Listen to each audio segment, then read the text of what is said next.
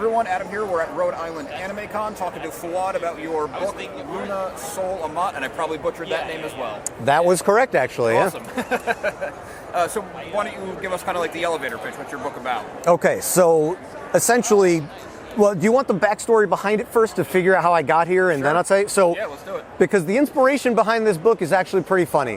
When I was serving in the Navy, I started writing as a way to cope with everything I was going through.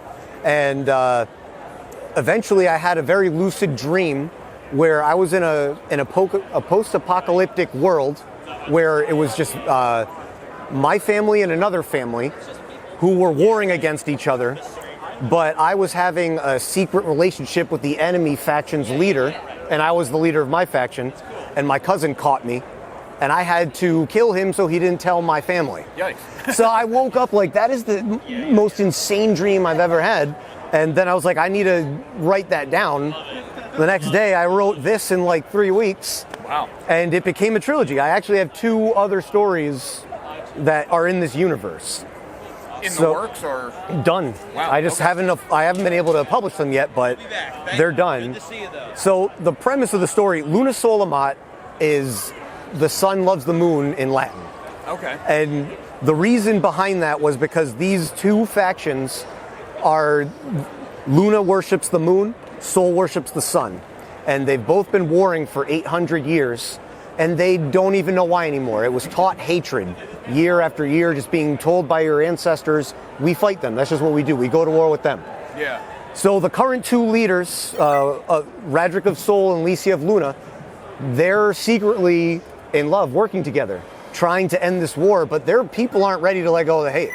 So they're trying to figure out, well, how do we keep up face fighting against each other, even though we don't want to kill each other, and try to end this war so that there could be peace between us all.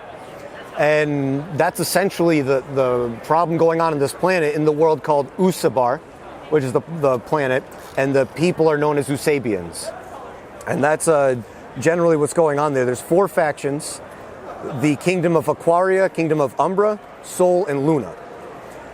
And basically, Umbra and Aquaria are like neutral zones. It's only Sol and Luna who are warring and having issues. Okay. So in this world, the air isn't very breathable outside the kingdoms. The gods protect the kingdoms.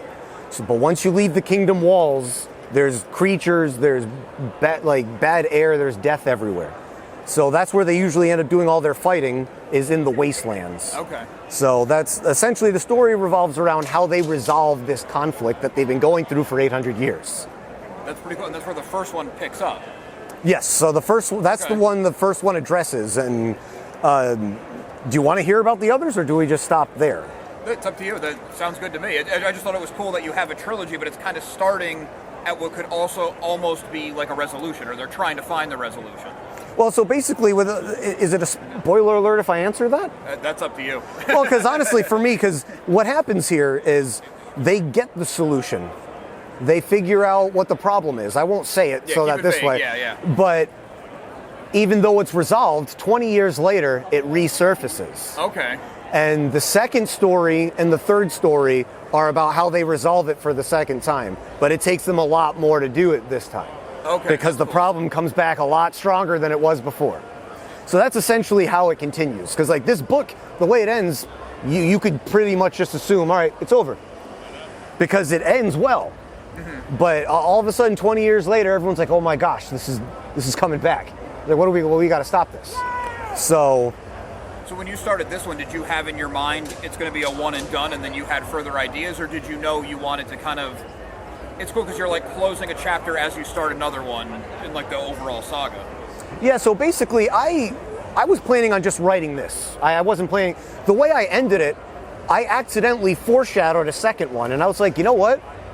I should do that. I can use that. Yeah. And so that's what I ended up doing. And then the way the second one came out, I was expecting to end. And I was like, no, this needs to keep going.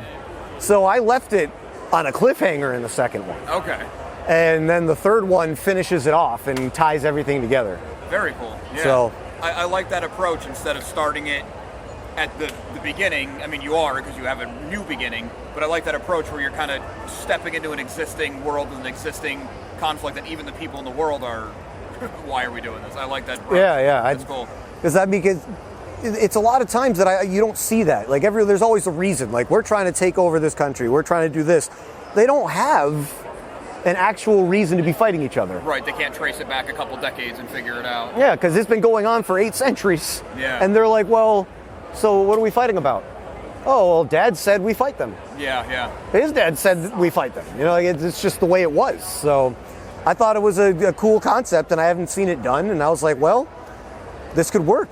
That's very cool, yeah. And I would have to imagine your time in the military, without getting too specific into what you actually did. I don't want to, pull out anything I shouldn't be. It's fine. But, I'd have to imagine like having that real world experience influence this a lot, and how to take like a more grounded approach, even though it is a fantasy. Yeah, it definitely helped me with ranking structure when I thought about how I wanted to set up how they ran their countries, because the way these kingdoms work is they're run under monarchy, and the monarchy controls the military, so they're militaristically run kingdoms. So because of my knowledge of rank and structure and finding out, organization, that's how I was able to create this world and their military structure. That makes a lot of sense, and it also makes sense, I mean, for your history, but also in the universe, because if you're at war that's all you do, of course it's going to be how you're running things. Yeah, exactly. Yeah. Very cool. Yeah. So if people aren't here, because obviously the video will come out after the convention, where can they find your books? So my book is available on Amazon as well as Barnes & Noble, and the publisher is Stillwater River Publications. The book is also available on their website. Oh, very cool. Yeah. Yeah, well, we appreciate you taking the time. Looks like the con's starting to ramp up a little bit, so we'll clear out so you can get some people here to buy your book. Yeah, awesome. Well, I appreciate this. This was fun. Yeah, absolutely. Yeah.